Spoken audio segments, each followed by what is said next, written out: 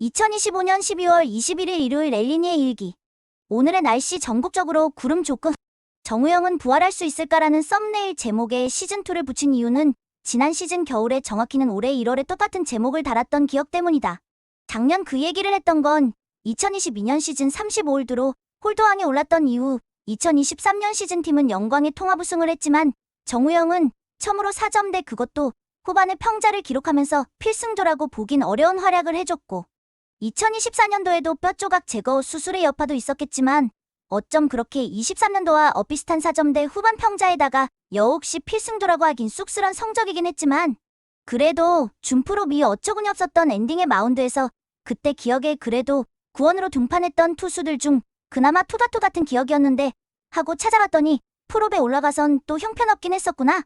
암튼 좋았을 때 달았던 백넘버 18번도 다시 달고 미국 노스캐롤라이나까지 날아가 샬럿 레드 애슬레틱 센터라는 훈련장에서 땀 흘리고 있다는 소식에 부활해주길 기대했는데, 아니 이게 뭐야, 23년 24년 시즌 기록이 그리울 정도로 올해 25년 시즌은 완전히 폭망하고 1군 기록뿐만 아니라, 아니 이게 뭔 입단 1년차 신인 투수 같은 기록이야. 2군 기록까지 완전 폭망하고 아마 입단 후 처음이 아닐까 싶은 포스트 시즌, 그것도 코시 엔트리조차 언급이 안 될 정도였으니 옆구리들이 ABS에 불리하다고는 하지만 정우영은 ABS가 도입되기 이전인 23년부터 안 좋았고, 딱 영감님이 오면서 넘 단점을 고치려다가 장점을 잃어버린 전형적인 선수가 돼가는 게 아닐까. 거기다 영감님이 3년 더 연어 개인을 하게 되면서 도대체가 궁합이 맞지 않는 것 같은 정우영은 이제 완전 전력 외로 잊혀질 수도 있겠구나 했었는데, 최근 영감님 인터뷰 보니 내년 시즌 정우영을 다시 필승조로 만드는 게 목표라니 아직 포기하신 건 아니구나 해서 반갑긴 했다. 정우영이 홀드왕 출신인 만큼 그동안 특별히 수정할 부분에 대해 얘기하지 않았는데 최근 몇 년간의 부진으로 코치진의 의견을 잘 받아들일 수 있는 환경이 됐다니 도움을 요청할 때까지 알아서 하고 싶은 대로 해보게 냅뒀던 모양인데, 전에 지난 겨울 캠프에선가 김광삼 투코가 성동현에게 여태까지 고집한 대로 해봤었는데 안 됐으니 변화를 가져보자라는 말을 했던 기억이 나는데, 타자도 그렇고 투수도 그렇고 우리 팀 기조는 선수가 일단 스스로 납득할 때까지 해보도록, 가만 지켜보고 혼자 힘으로 안 된다 하며 도움을 청할 때 코칭 스태프가 적극적으로 개입하는 시스템이 아닐까 싶어. 임의대로 마구마구 타격폼이나 투구폼을 건드렸던 옛날식 코칭법이 아닌 것 같아. 그건 괜찮은 방법인 것 같다.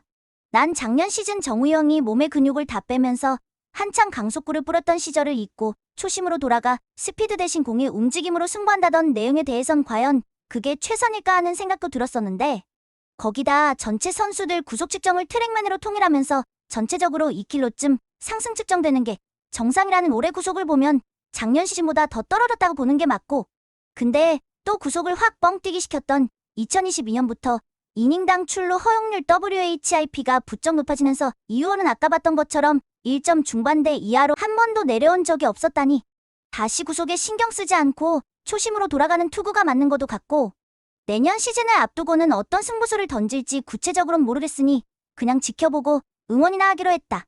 다만 타팀 불펜들을 봐도 그렇고 똑같이 22년 세이브왕에 오르곤 23년부터 그리고 마이너에서도 고전하고 있는 고우석을 봐도 불펜들이 꾸준하게 정상급 활약을 하는 게 정말 쉽지 않다고 생각은 되는데, 또 다시 부활하는 불펜들이 분명 존재하니까 이번 마무리 캠프에도 참여해서 어린 선수들과 같이 땀을 흘렸다니까.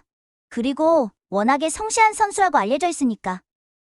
그건 그렇고 퀵모션이 늘 문제인 정우영, 그냥 퀵모션이고 뭐고 주자 신경 쓰지 말고 원래 폼대로 던지게 하고, 주자를 한 명이라도 내보내면 바꾸던가, 무사말루나 일사말루 같은 상황에 맨날 킹진성만 호출하지 말고 그럴 때 원포인트로 써보면 안 될까?